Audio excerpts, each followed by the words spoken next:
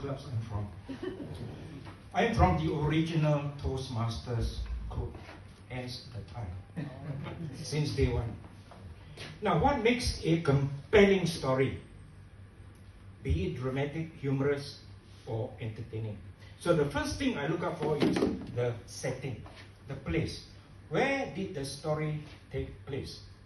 First, it was mentioned at a hawker center, and then the gift shop, Auntie Irene's shop. So those were the two places. Perhaps there could be more description, more descriptive about the place. Then we can transport ourselves back to that place. Imagine that we were there and being part of the story.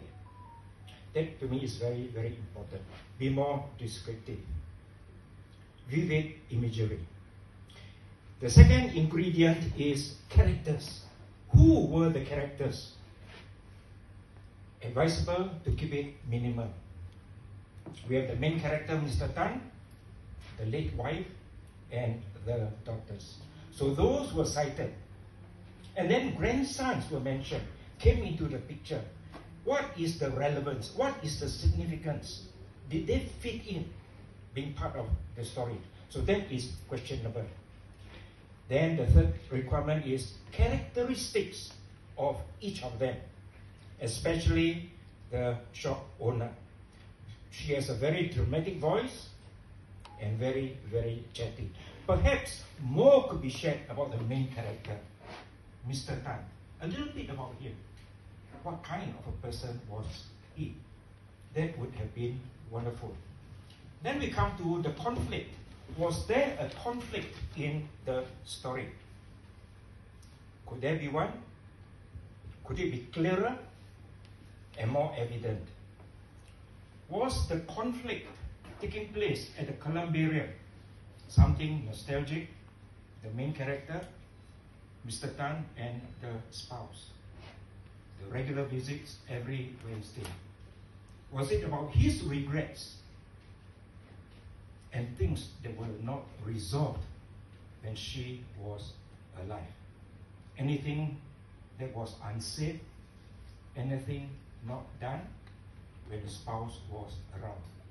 Another requirement is the climax, reaching a crescendo, the high.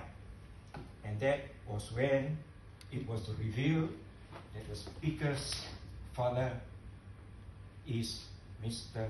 Tan. The silent conversations between Mr. Tan and his spouse, was that the climax? Also, the visits, things not being resolved after his loss of a dear one, and as well the children's loss. So that was the climax. Now the rendition and the narration of the story. How did Abigail narrated the story to capture and to captivate our attention?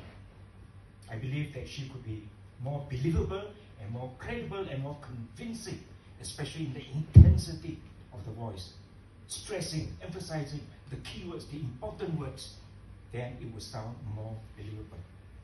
Although it was a very solemn, very somber, and very, very serious speech, about 2 minutes into a speech.